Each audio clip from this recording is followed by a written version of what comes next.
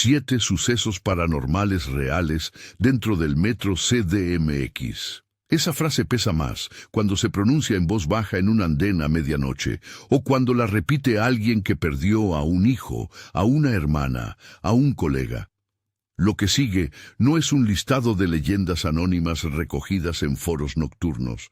Es un recuento construido a partir de expedientes, solicitudes de transparencia, recortes de prensa y el testimonio directo de quienes vivieron los hechos. Todos los relatos, en mayor o menor medida, convergen sobre un mismo elemento.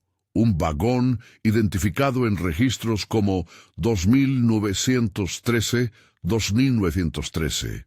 Un número frío en un inventario que, según varios entrevistados, parece encerrar algo que no encaja con la lógica cotidiana del sistema de transporte. Este guión asume desde el inicio una regla que guiará cada palabra. Las voces que leerás describen experiencias reales para quienes las vivieron, pero no constituyen por sí mismas prueba científica de lo sobrenatural. Cuando un conductor dice que sintió un frío que le atravesó el casco o que vio algo translúcido al fondo del puente, lo consignamos como reporte. Cuando los archivos muestran una anomalía en los registros de mantenimiento, lo consignamos como dato. Entre la emoción y la evidencia hay una franja gris que intentamos respetar. Documentar sin convertir sospechas en certezas, narrar sin trivializar el dolor. Metodología breve.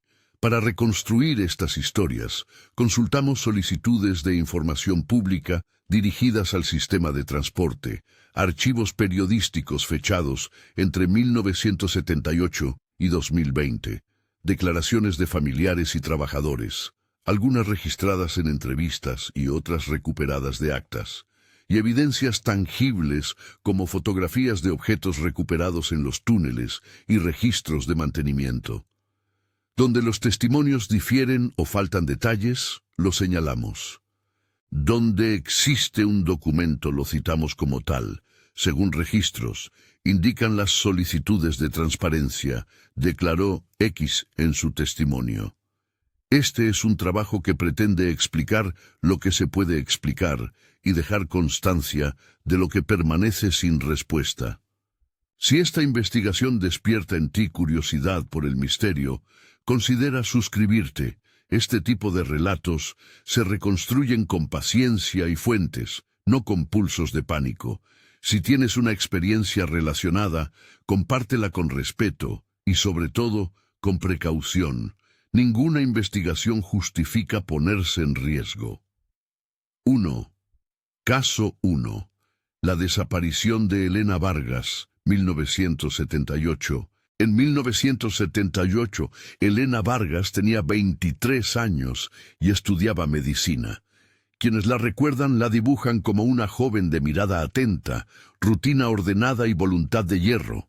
Prácticas en el hospital, libros entreabiertos hasta tarde, el ánimo de quien cree que puede cambiar la vida de otros. La noche del 15 de marzo cambió esa rutina para siempre. Según el expediente periodístico conservado en hemerotecas locales, Elena salió de una reunión con compañeros y abordó el metro en la estación Universidad. Los reportes familiares y los pocos vecinos dispuestos a hablar en aquellos años relatan una despedida sin sobresaltos. Las cámaras, cuando existían en el sistema, ofrecían registros fragmentarios. En la estación Valderas, los operativos nocturnos no registraron su descenso. Oficialmente, la desaparición se registró como persona no localizada, con una investigación que pronto fue archivada por falta de pistas. Lo que rescata esta historia del anonimato inicial es la búsqueda incansable de su padre, Jorge Vargas. Décadas después de la desaparición, Jorge presentó solicitudes de transparencia y revisó actas antiguas que, según sostiene, revelaban un patrón apenas perceptible. En varios reportes de mantenimiento aparecía la referencia al convoy 2913, cercana a incidentes no aclarados. No era una prueba concluyente, pero sí un tropiezo documental que reabrió preguntas.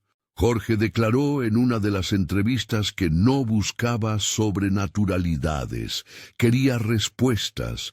Los papeles me dieron nombres y fechas que no encajaban.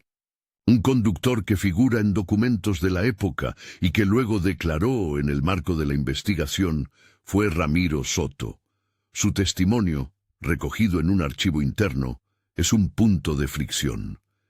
Tenía una mala espina cada vez que ese convoy pasaba, dijo Ramiro en términos que los reportes resumieron sin alegar juicio. No es raro que en un trabajo nocturno y repetitivo un trabajador atribuya sensaciones a desgaste o fatiga. Pero el detalle que más inquietó a quienes siguieron el caso fue la coincidencia repetida del número de vagón con varias anomalías administrativas.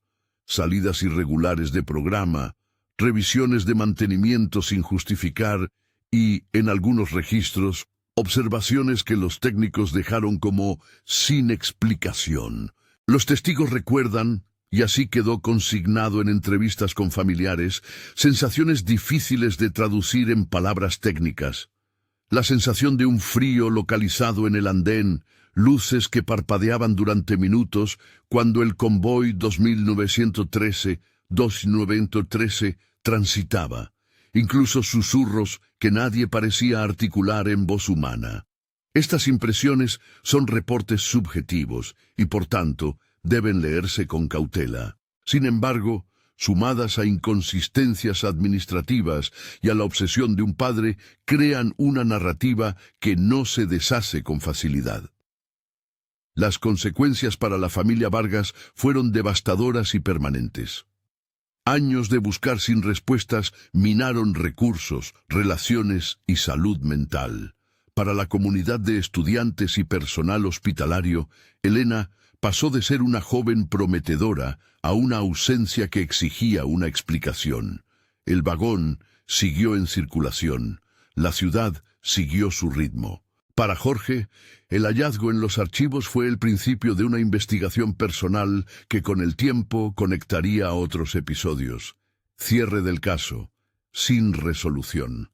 Elena figura oficialmente como desaparecida. El vagón 2913 permanece registrado en inventarios y en múltiples testimonios como una posibilidad recurrente en incidentes no aclarados. 2. Caso 2. El conductor que enloqueció, Roberto Méndez, 1985. Advertencia. El siguiente relato aborda consecuencias psicológicas graves y la muerte de una persona. Lo narramos con respeto y sin detalles gráficos. Si este tema te resulta sensible, te recomendamos seguir con cautela. El 1985, en la Ciudad de México, fue un año marcado por escenas de temblor y reorganización urbana. El recuerdo del sismo resonaba en la vida diaria. En ese contexto tenso, circuló entre trabajadores del metro la historia de una noche que algunos llamaron la Noche del Terror. El protagonista formal del expediente es Roberto Méndez, conductor con años de servicio, cuya experiencia terminó en colapso emocional y posterior muerte consignada en los registros como suicidio. Las versiones sobre aquella noche coinciden en un patrón inquietante. Roberto reportó anomalías dentro de su convoy durante varios recorridos. Según los partes que llegaron a las oficinas, declaró haber escuchado pasos dentro de vagones que en la lectura de cámaras aparecían vacíos. En el monitor del puesto de control, el vagón donde decía percibir presencia no mostraba gente. En otra ocasión, afirmó haber visto, reflejada en una ventana, la silueta de una mujer que le resultó inquietantemente parecida a la descripción de Elena Vargas. Es importante subrayar que estas son las palabras consignadas en testimonios y partes de servicio. Las grabaciones de la época, cuando existen, no siempre corroboran lo que los sentidos de Roberto le dijeron. La presión sobre su persona fue progresiva. Tras varios episodios, fue retirado de sus funciones y sometido a evaluaciones psiquiátricas. En documentos médicos, a los que tuvimos acceso mediante solicitud de información, figura un diagnóstico que habla de un cuadro agudo de estrés postraumático y trastorno adaptativo con características psicóticas en episodios puntuales. Los especialistas consultados en distintos reportes periodísticos que cubrieron el caso explican que experiencias intensas, fatiga y el contexto post-sismo son condiciones que pueden precipitar episodios severos en trabajadores expuestos a estrés crónico. Aún así, la nota que Roberto dejó al final, resumida en archivos y citada por colegas, pedía que se retirara ese vagón, y desde entonces su nombre quedó ligado a la posibilidad de que el 2913 fuera algo más que un número en un registro. La manera en que la institución manejó el caso fue, para muchos, una mezcla de incomprensión y sigilo. Oficiales argumentaron que no había pruebas materiales que justificaran una investigación más profunda. Reza un correo interno que llegó a nuestra revisión. Para la familia de Roberto, la respuesta fue insuficiente y dolorosa. Para compañeros de turno, la derrota de alguien que había servido fielmente al metro. Consecuencias: el retiro del trabajador, su tratamiento psiquiátrico y su muerte marcaron una señal de advertencia para los que permanecieron en servicio. Muchos colegas empezaron a evitar hablar del tema en público. La estigmatización se cerró alrededor de quienes aseguraban haber visto o sentido algo. Pasaron de recibir apoyo inmediato a ser señalados como inestables o sensibles. En términos institucionales, el episodio se archivó sin abrir la puerta a un examen de fondo sobre la correlación entre quejas de conductores y anomalías en equipamiento o rutas específicas. Cierre del caso, archivo administrativo y dolor humano. El vagón permaneció activo en la flota, pese a la súplica personal consignada en una nota. 3. Caso 3. Los niños que no regresaron, 1993. Advertencia: este caso refiere a la desaparición de menores.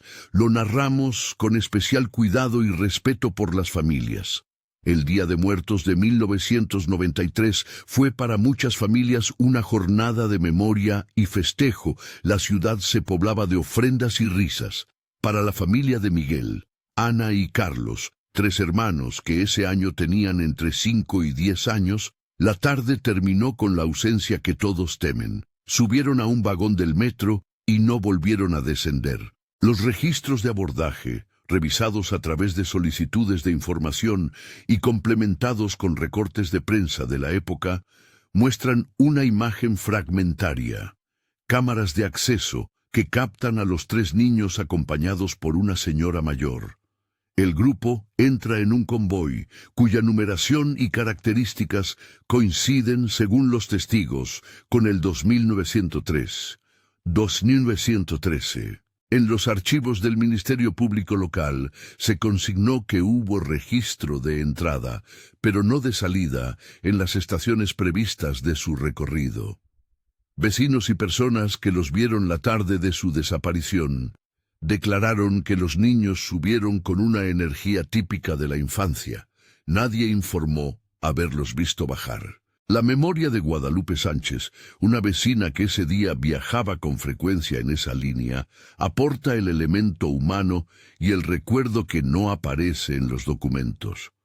Los vi correr dentro del vagón, se sentaron junto a la puerta y luego como que ya no estaban, dice Guadalupe en una de las entrevistas que rescatamos.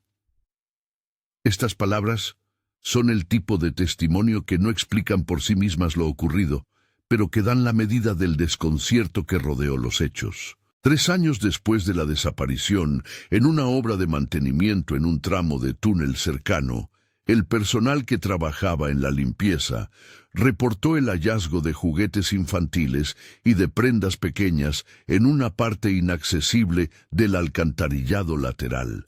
Fotografías de esos objetos fueron publicadas en periódicos locales en su momento y hoy forman parte del expediente de búsqueda. Para las familias, esos juguetes parecían una confirmación de que sus hijos habían pasado por allí. Para las autoridades, la evidencia era insuficiente para dictar una conclusión definitiva.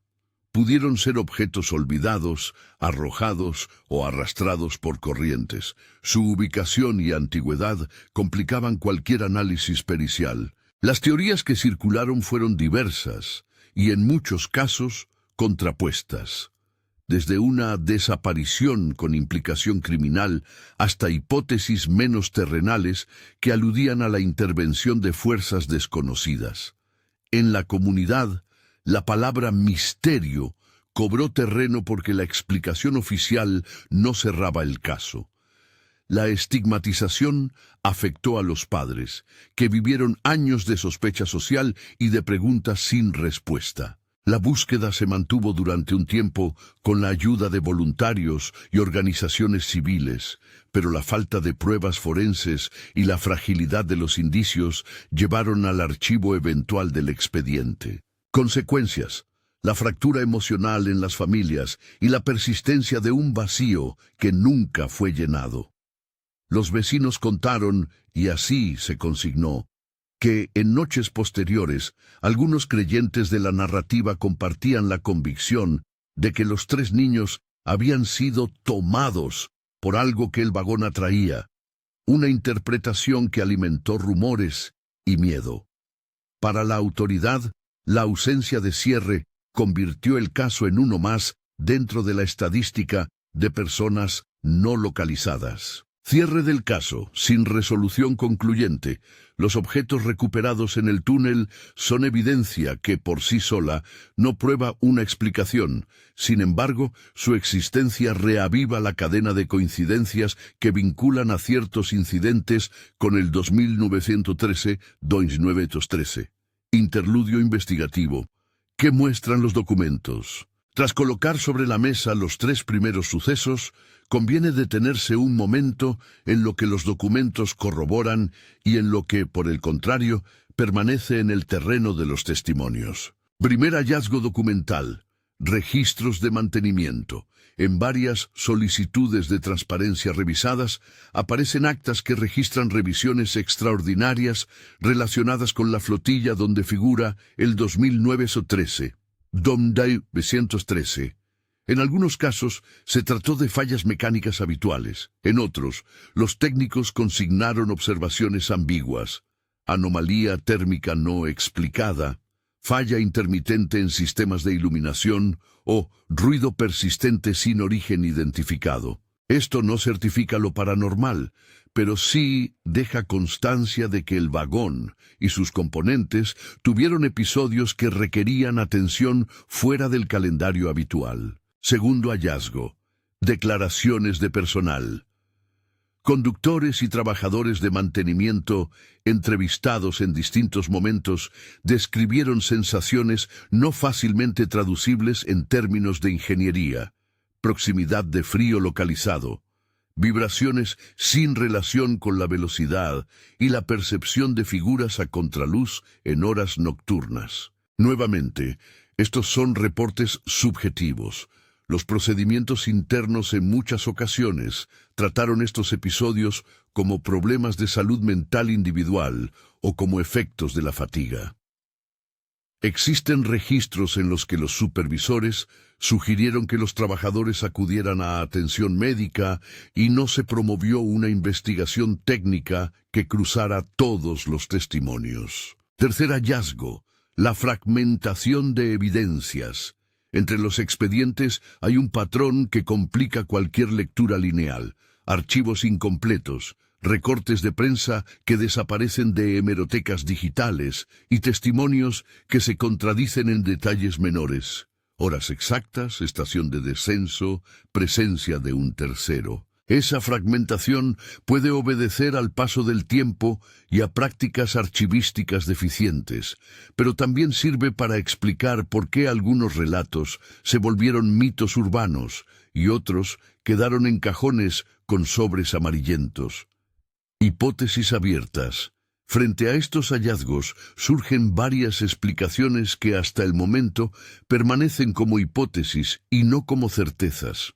Entre ellas encontramos explicaciones técnicas y estructurales, defectos en el equipo, fluctuaciones de energía, microclimas dentro de los túneles que generan sensaciones térmicas atípicas. Un ingeniero consultado en reportes periodísticos aclaró que ciertos fallos eléctricos pueden producir parpadeos, variaciones térmicas y ruidos inusuales. Sin embargo, eso no explica percepciones de figuras ni la aparición de objetos en lugares inaccesibles. Explicaciones psicológicas y sociales. La fatiga, la sugestión colectiva y la transmisión de historias entre trabajadores y usuarios pueden amplificar la interpretación de estímulos ambiguos. En contextos de tensión, como el post-sismo del 85 o en turnos nocturnos, la mente puede buscar patrones donde no existen, explicaciones culturales o folclóricas. La ciudad acumuló símbolos e historias. Un vagón con un número repetido puede convertirse en foco de narrativas que mezclan tragedia y simbolismo. Estas interpretaciones no validan hechos materiales, pero sí ayudan a comprender por qué ciertas historias se arraigan. Explicaciones paranormales en sentido amplio hablan de energía residual, portales o maldiciones.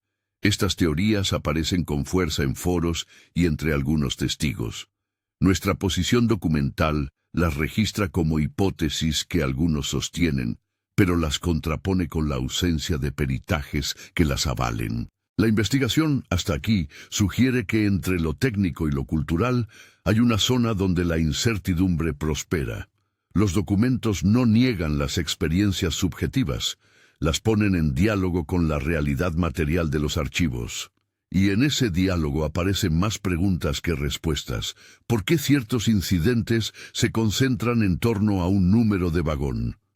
¿Es casualidad estadística, una práctica administrativa errática o algo que trasciende el orden visible del metro? Un fragmento que ilustra la tensión entre testimonio y registro es una carta interna de un jefe de línea, donde se lee de forma escueta: se solicita revisión exhaustiva del convoy 2913.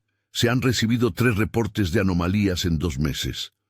El documento existe y prueba que, al menos en el aparato, alguien registró inquietud. Lo que no aparece en ningún papel es una conclusión técnica que explique todas las variables. Ese vacío es justamente lo que alimenta la serie de relatos que siguen. Mientras las autoridades manejaron la información con discreción y los técnicos ofrecieron explicaciones parciales, las familias y algunos trabajadores continuaron reuniendo piezas, fotos, recortes, objetos encontrados, testimonios. Esas piezas, puestas una junto a otra, no arman una imagen nítida. Más bien crean una silueta inquietante en la que conviene seguir indagando. La investigación pública da señales de escalamiento en 2011. En ese año aparece un registro que transformó la manera en que se percibió el fenómeno. Un material audiovisual, ampliado por la tecnología y por las redes, puso lo inexplicado frente a millones de pares de ojos. Esa transmisión y su efecto social cambiaron el marco investigativo, desplazarían la conversación hacia lo mediático y expondrían con crudeza el costo humano de poner lo sobrenatural o lo inexplicable bajo el foco de la opinión pública. 5. Caso 5. Diego Ramírez, 2011. Advertencia.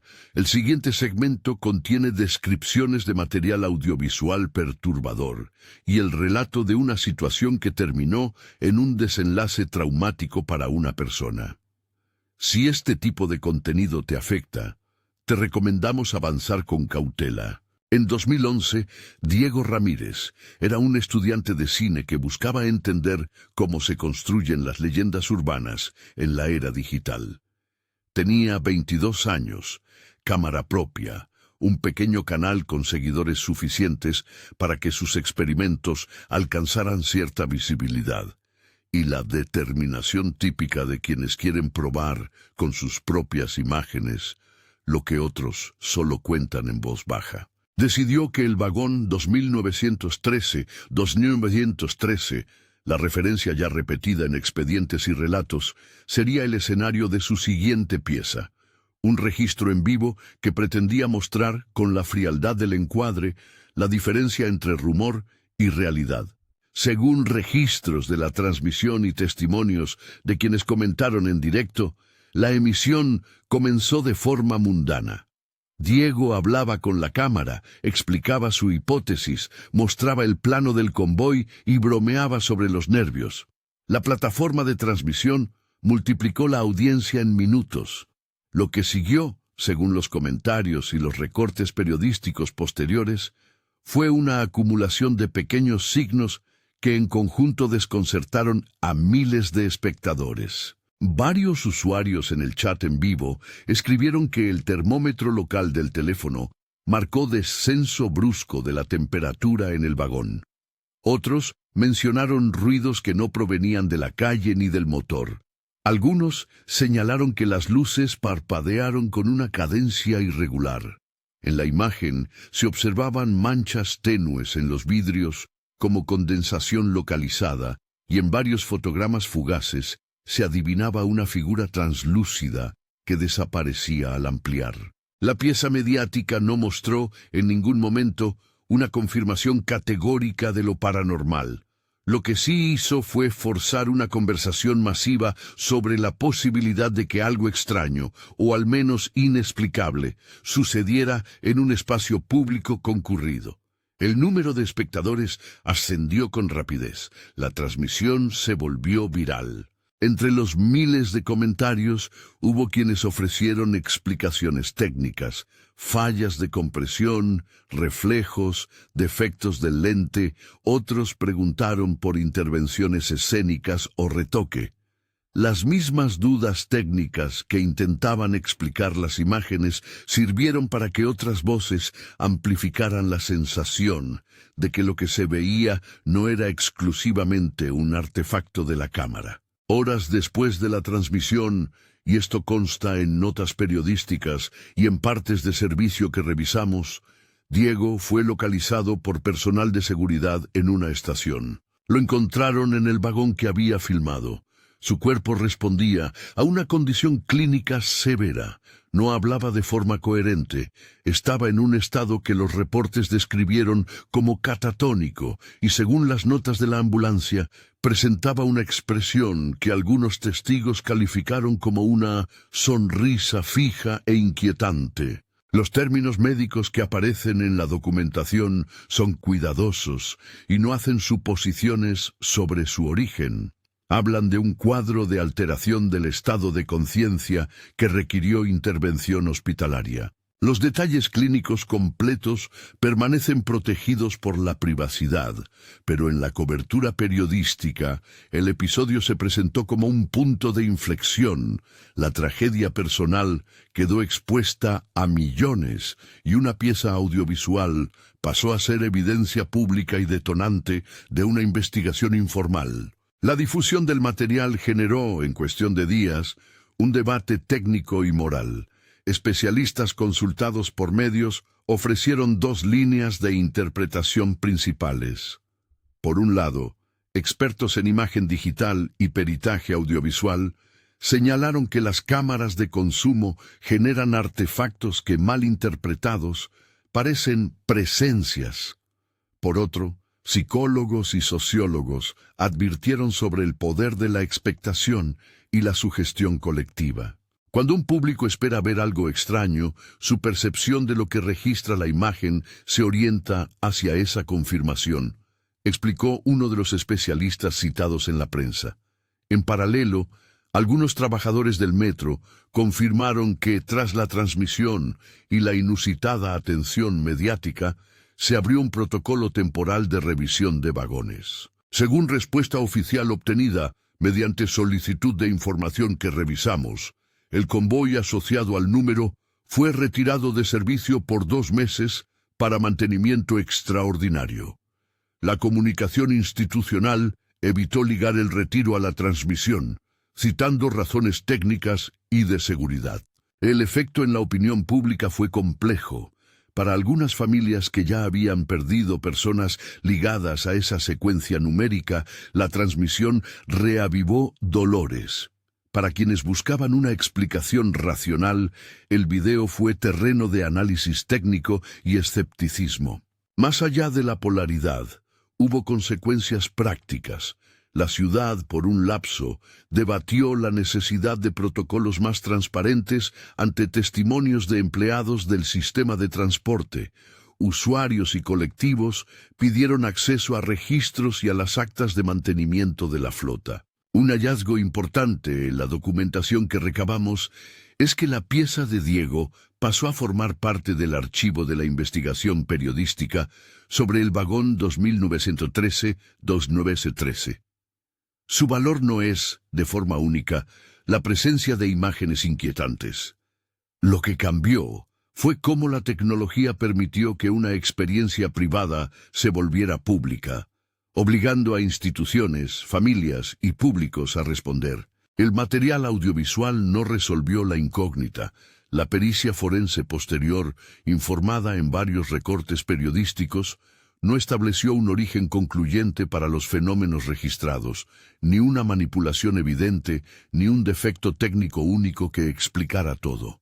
Esa ambigüedad, acumulada con los demás episodios, profundizó la sensación de que había un patrón que merecía, al menos, mayor transparencia institucional. Consecuencias: la exposición masiva afectó la vida de Diego y la del equipo de producción que lo acompañó.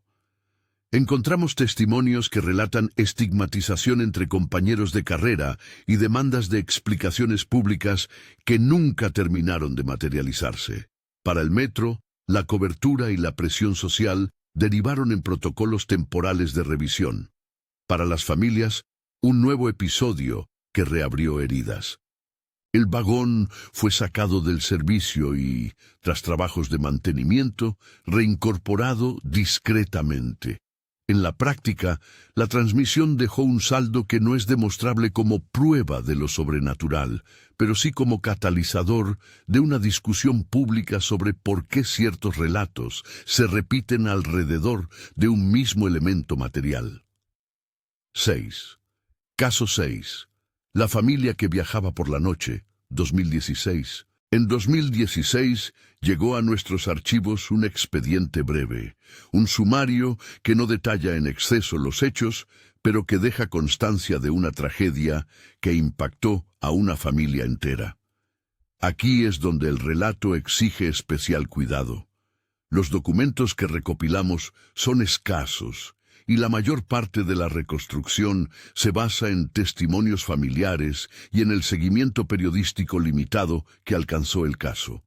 Evitamos, por tanto, cualquier intento de rellenar vacíos con conjeturas innecesarias. Según el sumario y las declaraciones que acompañaron la nota, una pareja celebraba un aniversario con sus hijos y emprendió un viaje nocturno en la línea donde circulaba el convoy 2913. Fueron vistos ingresando al vagón por cámaras de acceso. Más tarde, un incidente en su recorrido derivó en una situación que terminó en tragedia para la familia. Las actas oficiales consignan la apertura de una investigación criminal por causas de muerte no esclarecidas en el momento inicial. Pero los resultados periciales no resolvieron de manera pública qué había ocurrido dentro del trayecto. Las versiones que circularon en la comunidad comparten la sensación de desamparo. La familia, de clase media y con presencia en la colonia, desapareció de la vida cotidiana de amigos y vecinos en cuestión de días. La prensa local ofreció notas íntimas, enfocadas en el duelo y en la pregunta que nadie supo responder. Lo que nos queda documentado con certeza es el efecto social. Para los habitantes de la ruta, el suceso se convirtió en otro elemento que, en su conjunto, alimentaba la inquietud respecto al vagón señalado. Para las autoridades, el caso fue cerrado con reservaciones.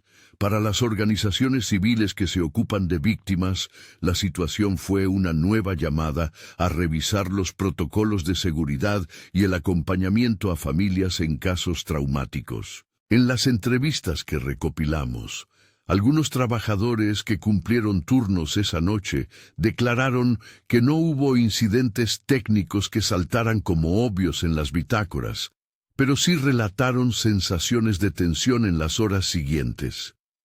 Llamadas anónimas, rumores y una ola de prensa que hizo más difícil el duelo.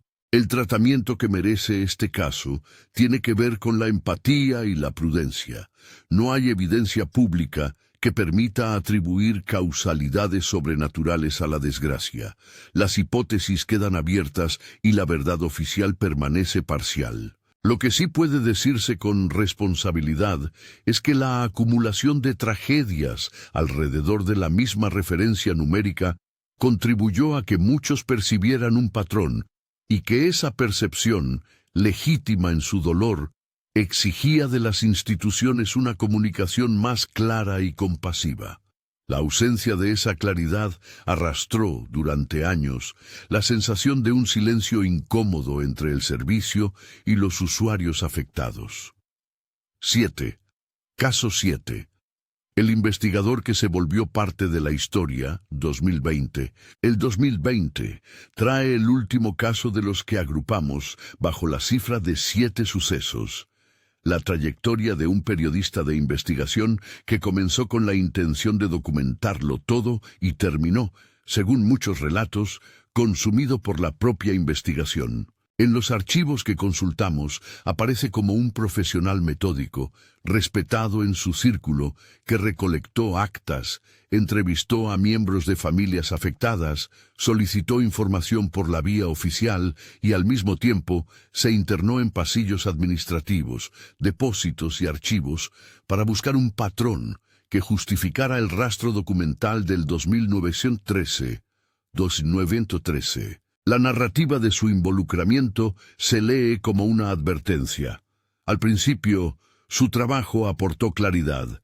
Cruzó registros de mantenimiento con partes de servicio, comparó fechas y construyó una línea temporal que enlazaba varios de los incidentes que antes parecían aislados.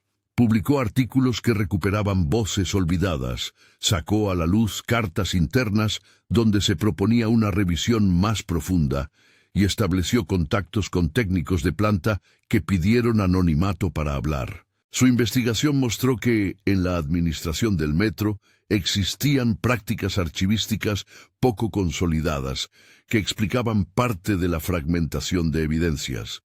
Expedientes incompletos, entradas de bitácora que desaparecían y retrasos en labores de mantenimiento que combinados dificultaban cualquier conclusión técnica unívoca. Pero la línea entre indagador y habitante de la historia se volvió delgada.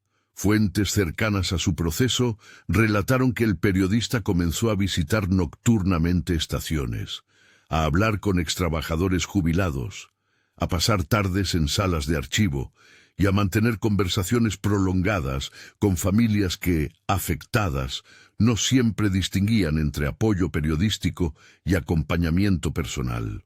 Con el tiempo, algunos colegas lo describieron como fatigado, obsesivo, y resecaron cómo su vida privada se vio afectada por la inversión emocional de su obra. El cierre de su caso es ambivalente. No hay constancia pública de un final dramático como en otros relatos, ni tampoco de una conclusión que diera cuenta de lo investigado. Lo que sí existe documentado es una pieza periodística extensa que dejó pistas y referencias, y una serie de notas personales, citadas en algunas correspondencias, donde el investigador plantea dudas abiertas sobre el significado de su trabajo. En entrevistas posteriores, colegas y amigos hablaron del desgaste. La investigación lo acercó a la verdad de los expedientes, pero lo alejó del descanso personal. Para algunos, su trayectoria es un ejemplo del coste humano de la indagación profunda. Para otros, una advertencia sobre los límites entre profesionalismo y afinidad emocional con la historia. Interludio final. ¿Qué dicen las hipótesis hoy? Al reunir los 7 casos, la investigación permite trazar un mapa de alternativas explicativas que deben, por rigor, mantenerse separadas entre pruebas y conjeturas. Los documentos, las solicitudes de transparencia y los testimonios que consultamos no acreditan una causalidad única. Sin embargo, la recurrente mención del convoy 2009-13 en varios expedientes obliga a colocar la cuestión sobre la mesa. ¿Cómo entender la repetición de un mismo identificador en contextos tan diversos? Presentamos a continuación una síntesis de las interpretaciones más resonantes, cuidando siempre marcar su condición de hipótesis, fallas técnicas y operativas. Esta es la hipótesis que parte del ámbito ingenieril. El vagón pudo haber tenido averías intermitentes, problemas eléctricos o microfallas que generaban fenómenos perceptibles, parpadeos, ruidos, fluctuaciones térmicas. Un informe técnico, consultado en recortes periodísticos, sugiere que ciertos componentes pueden producir artefactos visuales que, a la distancia, parecen figuras. Esta explicación no resuelve, sin embargo, la aparición de objetos en sectores inaccesibles ni testimonios que describen cambios repentinos en comportamientos humanos. Condiciones ambientales atípicas. Los túneles urbanos generan microclimas, corrientes de aire, fugas de agua, acumulaciones térmicas y resonancias acústicas pueden producir sensaciones de frío localizado, sonidos inexplicables y espejismos ópticos en superficies reflectantes. Técnicos de mantenimiento consultados en notas afirmaron que variaciones inesperadas en la infraestructura pueden provocar lecturas erráticas en termómetros y sensores, explicaciones que disminuyen el campo de lo inexplicado, aunque no lo eliminan. Procesos psicológicos colectivos. Si se examina el fenómeno desde la psicología social, la idea de que una historia se propaga y configura una expectativa compartida es potente. Cuando un grupo mantiene la atención sobre un punto determinado, un número de vagón, una estación, la sugestión y la interpretación de estímulos ambiguos tiende a alinearse con la narrativa dominante. La fatiga, el estrés laboral y la repetición de relatos aumentan la probabilidad de experiencias percibidas como extraordinarias por testigos que, de otro modo, describirían incidentes como aislados. Factores culturales y folclóricos. Las ciudades crean sus mitos. Un objeto identificador, en este caso un número de vagón, actúa como resonador de historias previas, desapariciones, tragedias, advertencias. Estas narrativas se mezclarán con símbolos sociales, pérdida, culpa, redención, y generan relatos que, aunque no sean empíricamente verificables en todos sus extremos, cumplen una función social: explicar el misterio en términos accesibles para la comunidad. Hipótesis, rituales o intencionales. En algunos testimonios y en la historia de Mónica Delgado aparece la figura de prácticas rituales o de intervenciones intencionales que no necesariamente tienen que ver con lo sobrenatural, sino con decisiones humanas que buscan resultados concretos, éxito, control. Aquí, la línea entre superstición y acción deliberada se vuelve difusa. La clave es no detallar procedimientos ni alimentar intentos de replicación. Las fuentes que mencionan estos elementos hablan de consecuencias personales graves sin aportar protocolos que permitan verificar acción alguna. Lecturas paranormales. Las explicaciones que recurren a lo paranormal, portales, energía residual, maldiciones, circulan con frecuencia entre testigos y en foros. Desde la perspectiva periodística y técnica, Estas lecturas carecen de peritajes que les otorguen verificación concluyente. No obstante, su fuerza narrativa es evidente, brindan un sentido al patrón y articulan escenas dispares bajo una lógica única. Nuestra investigación registra estas opiniones como parte del tejido interpretativo de los testigos, no como demostración. A la hora de evaluar estas hipótesis, dos elementos resultan centrales: la calidad y la disponibilidad de la evidencia y el contexto en el que se produjo cada testimonio. Documentos fragmentados, expedientes archivados y memoria pública erosionada dificultan conclusiones definitivas. Lo que sí se puede constatar es la convergencia de testimonios, no necesariamente idénticos, pero sí coincidentes en la referencia al vagón, y la existencia de registros materiales que, sin probar una explicación sobrenatural, dejan constancia de anomalías administrativas y de percances técnicos que merecen investigación técnica exhaustiva.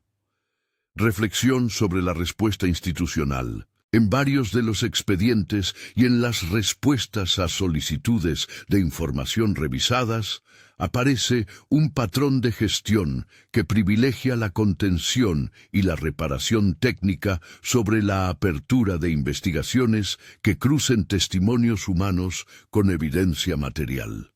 Oficiales argumentaron que los reportes carecían de sustento técnico para activar una revisión de fondo.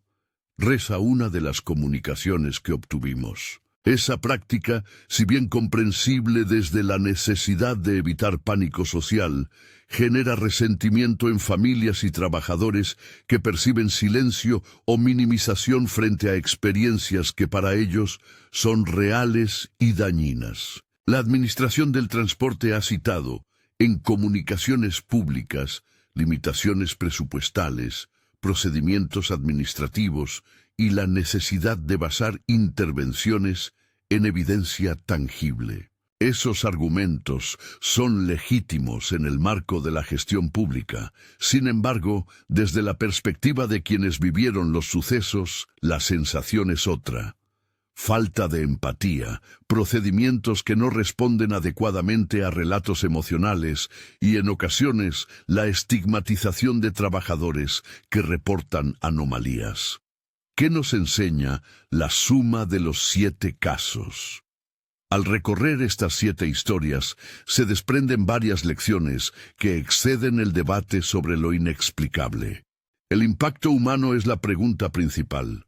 Más allá de teorías, lo que queda claro es que hay vidas marcadas, padres que no obtuvieron respuestas, trabajadores estigmatizados, estudiantes cuya curiosidad terminó en tragedia o en daño personal. La prioridad informativa es registrar ese daño con respeto y exigir mecanismos que lo atiendan. La fragmentación de archivos y la falta de transparencia alimentan la narrativa del misterio. Si los expedientes fueran coherentes y accesibles, muchas dudas se resolverían o al menos avanzarían. La ausencia de información fomenta mitos. La tecnología cambia la naturaleza del testimonio. La transmisión de 2011 muestra cómo una cámara puede transformar una experiencia privada en objeto de escrutinio público, con consecuencias difíciles de prever. Las imágenes no hablan por sí mismas. Requieren peritajes, contexto y, sobre todo, responsabilidad en su difusión. El folclore urbano encuentra su lugar incluso en instituciones modernas. La ciudad convierte eventos aislados en símbolos que ayudan a la comunidad a procesar el miedo y la pérdida. Identificar ese proceso no invalida los testimonios, los explica. Mateo, el riesgo de investigación sin límites personales. La figura del periodista, que se convierte en parte del relato, advierte sobre el coste emocional de perseguir una historia que toca el dolor humano de cerca. Los límites éticos importan en la investigación. Estado actual y preguntas sin respuesta. ¿Dónde está hoy el vagón 2913, 2913, Según la última comunicación oficial que obtuvimos mediante solicitud de información, el convoy formó parte de procesos de mantenimiento y reciclaje como cualquier otro vehículo de la flota. Por razones logísticas, los números de identificación se reasignan o se remueven en procesos de mantenimiento mayor. En la práctica, esto complica cualquier intento de trazar una continuidad física perpetua en el tiempo. Un número puede estar asociado a distintos coches a lo largo de décadas. Eso no invalida la experiencia de quienes mencionaron el número. Sí introduce una variable técnica que puede explicar en parte la sensación de repetición documental. Quedan preguntas que no respondimos. ¿Existe un factor material único que explique la acumulación de incidentes? ¿Hubo negligencia administrativa que contribuyó a agravar daños humanos? ¿Cuánto de la percepción colectiva es efecto de la narrativa y cuánto es resultado de condiciones mensurables en la infraestructura? La respuesta honesta de la investigación es: no lo sabemos con certeza. Lo que sí podemos afirmar es que la suma de testimonios, documentos y objetos hallados dibuja una línea de investigación que merece mayor transparencia y mayor atención a quienes sufrieron. Cierre emotivo y llamado a la prudencia. A lo largo de estas páginas se repite una imagen: el vagón como grieta en la ciudad. No una grieta literal en el metal, sino una fisura en la trama de la vida urbana donde el azar, la tragedia y la memoria comunitaria confluyen. Para algunos, esa grieta es el origen de una historia extraordinaria. Para otros, es el lugar donde la ciudad deposita sus pérdidas. Sea cual sea la interpretación, quienes más importan son las personas afectadas. Padres que buscan a una hija, familias heridas, trabajadores que quedaron marcados, un estudiante que perdió su salud, un periodista consumido por su propia búsqueda. Esta investigación, hecha con documentos, entrevistas y prudencia, pretende devolverles voz sin explotar su dolor. No presenta la explicación única del fenómeno. Tampoco desautoriza la experiencia de quienes vivieron los hechos. Lo que sí hace es exigir un tratamiento institucional más humano y más transparente, y recordar que la curiosidad no puede justificar el riesgo ni la revictimización. Antes de terminar, una advertencia final. No busques el vagón ni intentes replicar conductas peligrosas para comprobar una leyenda. La ciudad y sus infraestructuras no son escenarios para experimentos personales. Su vida cotidiana contiene suficiente complejidad como para no añadir tragedias evitables. Fuentes y metodologías, síntesis. A lo largo de esta investigación, se consultaron solicitudes de transparencia dirigidas al sistema de transporte, archivos periodísticos fechados entre 1978 y 2020, declaraciones de familiares y trabajadores recogidas en entrevistas públicas, y documentos periciales y actas de servicio cuando estuvieron disponibles. En los casos con materiales audiovisuales, revisamos recortes y reportes técnicos citados por medios. En ausencia de acceso a elementos originales protegidos por derechos o por privacidad, consignamos las referencias y marcamos como indefinido los espacios donde faltó corroboración documental. Cada vez que se presenta una hipótesis, la identificamos como tal y la acompañamos, cuando fue posible, de la postura de un especialista o de la propia institución. Una palabra final, 7 sucesos, 7 historias que se entrelazan en torno a una referencia material y, más importante, en torno a vidas humanas. No venimos a ofrecer respuestas definitivas. Venimos a poner en relieve lo que los documentos muestran y lo que las voces cuentan, con la prudencia que exige el tema. Si algo queda claro cuando uno reúne archivos, testimonios y objetos, es que la ciudad guarda capas que no siempre aparecen en la superficie. Algunas de esas capas duelen. Otras invitan a la reflexión sobre cómo cuidamos a quienes transitan lo público y cómo respondemos cuando lo extraordinario, sea de origen técnico o cultural, toca la vida de las personas. Si esta investigación te ha dejado inquieto, recuerda, el respeto por las víctimas y la responsabilidad informativa deben guiar la curiosidad. Compartir estas historias exige cuidado. Convertir el dolor en espectáculo no ayuda a nadie.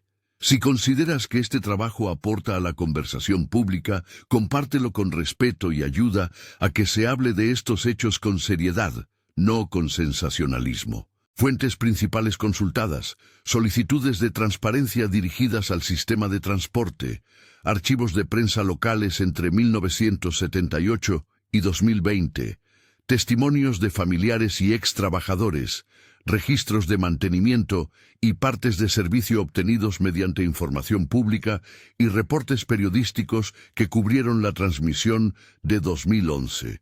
Para mayores precisiones y acceso a documentos, recomendamos dirigir solicitudes formales a los archivos públicos y respetar la privacidad de las familias afectadas. Gracias por acompañar esta reconstrucción. Si sientes que esta pieza debe continuar investigando, la vía correcta es la documentación, la solicitud de información y el acompañamiento humano, no la búsqueda temeraria en estaciones o vagones. Que la curiosidad sea el motor de la pregunta, pero que la prudencia y el respeto marquen el camino para las respuestas.